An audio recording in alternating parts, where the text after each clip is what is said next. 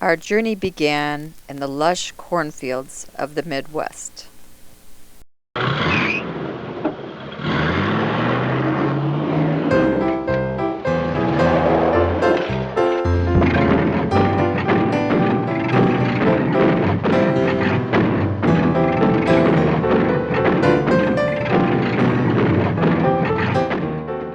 We headed west, Belle, Grandpa, and I, in the old Ford Econoline, pulling my prized possession, the Model A. Grandma and Betsy followed in Grandpa's Plymouth. From cornfields through the snow-capped mountains, we paraded across the country.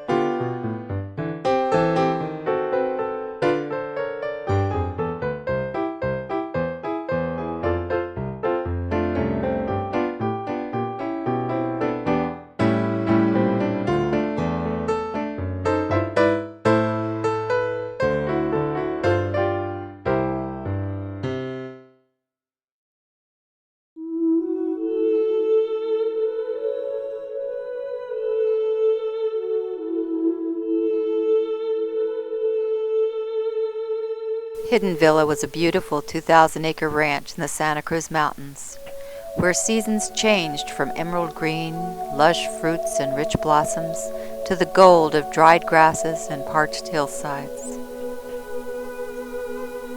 From Windmill Pasture high above the ranch valley, you could see across the Los Altos Hills and the Santa Cruz Mountains to the west, Palo Alto and the San Francisco Bay to the east.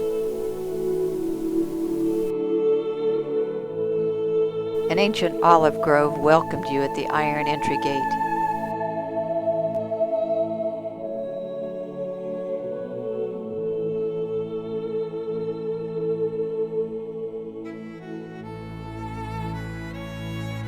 The pungent smells of eucalyptus and manzanita carried in the air mixed with the fragrant cherry, apricot, and persimmon blossoms in the spring.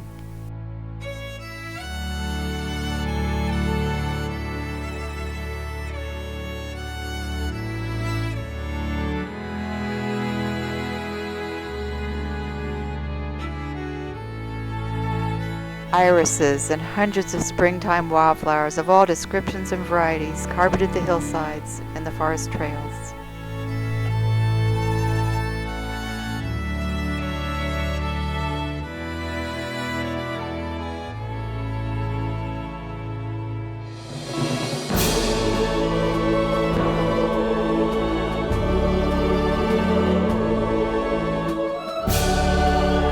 The ranch was the property and vision of Frank and Josephene Duveneck. Frank was an engineer, a botanist, former Stanford professor, and Stanley steamer dealer. He was the son of noted American artist Frank Duveneck, and original paintings of his father's work, together with his own accomplished blacksmithing, decorated their beautiful home. Josephine was an active pioneer for social justice. She provided a venue for support and dialogue for social activist groups, and started a summer camp for underprivileged kids on the ranch, as well as the first youth hostel in the Bay Area.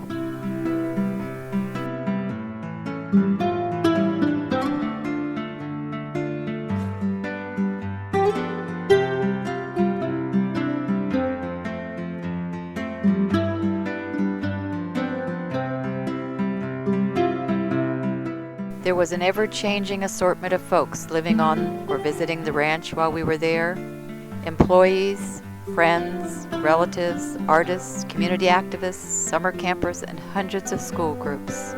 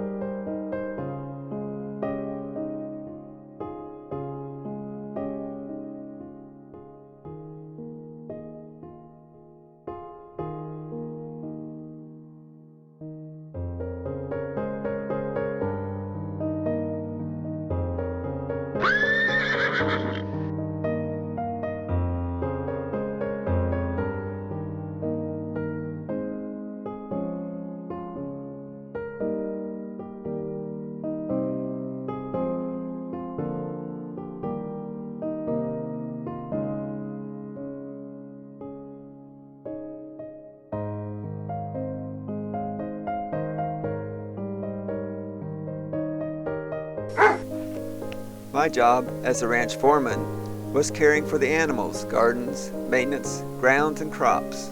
Ron and I milked the cows, separated the cream, and tended the hogs, sheep, and goats.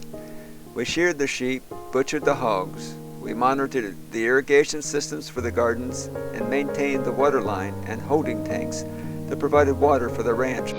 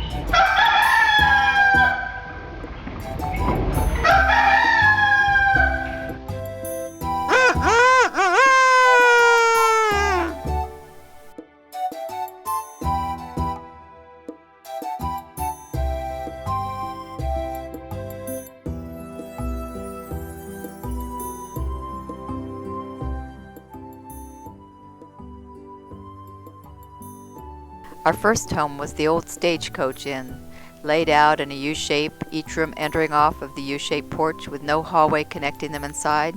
So, except for the bathroom, you had to go through room after room after room to get around. An interesting arrangement for hosting the myriad of visitors that came to stay with us.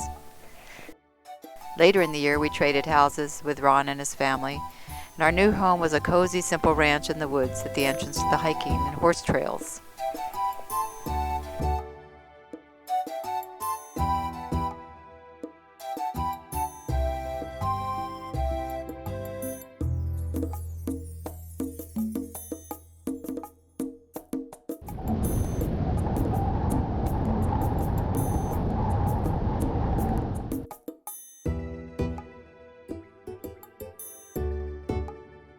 We had Belle, our Irish setter,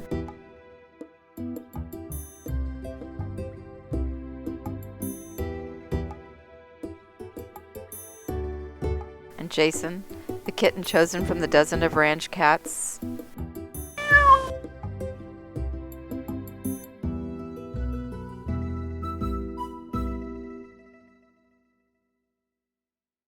And so it was to this beautiful spot that Jody first entered the world.